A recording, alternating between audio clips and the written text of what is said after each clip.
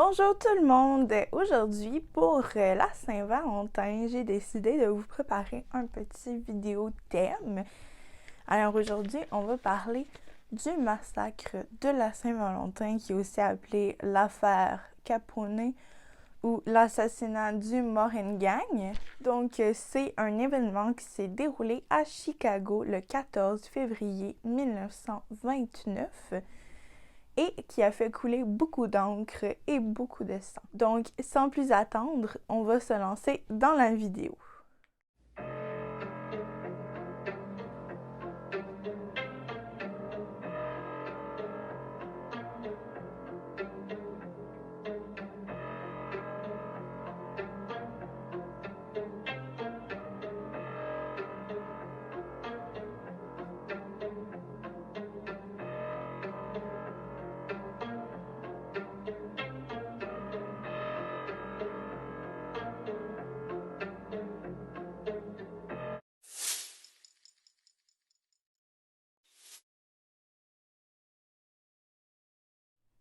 Donc, pour nous introduire au contexte, on est à Chicago en 1929, le 14 février, la journée de la Saint-Valentin.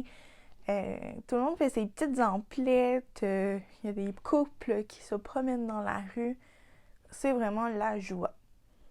Mais là, à 10h25 du matin, il y a des coups de feu qui retentissent et qui troublent la paix.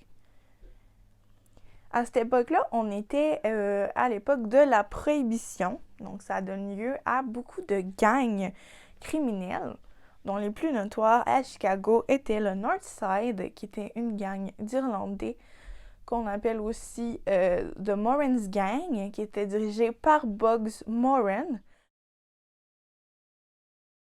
Et on a aussi le Southside, qui était le gang italien dirigé par Al Capone. Et dans le fond, Al Capone est le commanditaire de l'événement qui s'est déroulé en ce 14 février fatidique. Donc, bien sûr, le Moran Gang et le Southside Gang étaient rivaux.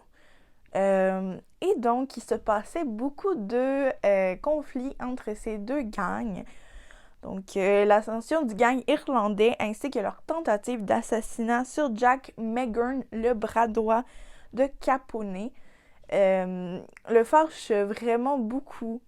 Et dans le fond, ça le motive à créer une embuscade pour ceux-ci. Également, il subit 2 tentatives d'assassinat quasi consécutives. Donc là, vraiment, il est décidé à se venger du Moran Gang et plus particulièrement son chef, Bugs Moran.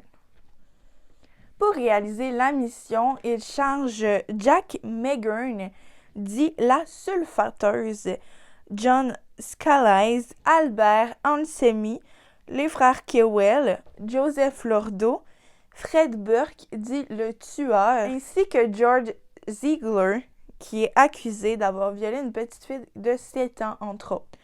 Donc, il s'est dit, tant qu'à assassiner mes rivaux, ben, je vais prendre les gens de la pire espèce que j'ai sous la main. Donc, à ce moment-là, Meghern réussit à attirer ses victimes en leur donnant un rendez-vous au garage CMC au 2122 North Clark Street, qui est un vieux garage, en prétextant une livraison de whisky de la part de The Purple Gang de Détroit. Alors, le 14 février 1929, 2 policiers accompagnés de 2 hommes en trench coat entrent dans l'entrepôt. Quelques minutes plus tard, des coups de feu retentissent. En fait, les hommes de Capone sont déguisés en policiers et font une fausse descente, ce qui leur permet de récupérer les armes du Moran's Gang. Et ensuite, ils les alignent sur le mur et les éliminent. 7 hommes sont tués en tout, donc 5 membres du Moran Gang et 2 non-membres. La principale victime visée était bien sûr Bugs Moran, mais il n'est pas présent sur le lieu du crime, puisque il ne se rend pas au rendez-vous. Il s'est arrêté prendre un café en face de l'entrepôt et lorsqu'il a vu les fausses voitures de police qu'il a cru des vraies, il s'est enfui. Comme quoi, lorsque je dis que le café sauve des vies, eh bien, j'ai raison. Alors, pourquoi ils ont mis le plan en action, même si Bugs Moran n'était pas là, c'est que un des hommes de Capone qui était posté sur le toit en face de l'entrepôt a vu Albert Wenshank, qui est le teinturier de Bugs Moran. Et cet homme-là ressemblait vraiment étrangement à Bugs Moran, donc de loin, il a cru que c'était lui.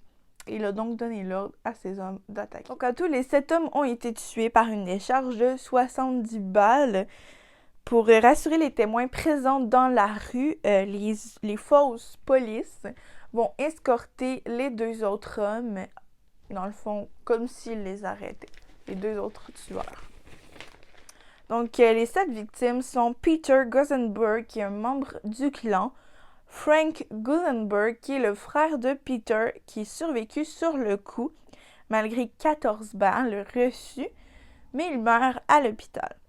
Donc, avant de mourir, il a le temps de se faire interroger, mais comme il ne veut pas de représailles à sa famille, il refuse d'obtempérer. Quand on lui demande qui lui a tiré dessus, il se contente de répondre « Personne ne m'a tiré dessus ». Et ouais, donc c'est assez cocasse, mais... Également, il y avait Albert Kachelek, alias James Clark, qui était le 2e membre le plus important du clan. Il y avait également Adam Ayer, qui était le gestionnaire comptable du clan. Il y avait Renard Schwimmer, qui était un ancien opticien ruiné, qui s'est allié au clan. Et il y avait également Albert Wenshank, qui était le teinturier de Bugs Moran et qui était, dans le fond, pris pour Bugs Moran. Et il y avait également John May, qui était le mécanicien du clan, mais qui n'était pas membre. Et le seul survivant est le berger allemand de John May. Donc, quand la police est entrée dans l'entrepôt, la première chose qu'ils ont vue, c'est le berger allemand entre 2 caisses de whisky éclatées, se cachant sous la voiture. Il y avait du sang partout. Donc, c'est quand même triste, mais une partie de moi est vraiment contente que le chien ait survécu. Parce que pauvre lui, il n'avait pas demandé à se retrouver dans cette situation-là. Donc, c'est ce qui conclut la vidéo. J'espère que vous avez apprécié.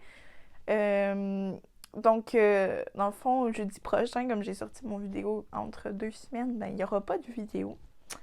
Je suis désolée pour ça. Dans le fond, c'est parce que je suis vraiment, on va dire, débordée avec l'école et tout.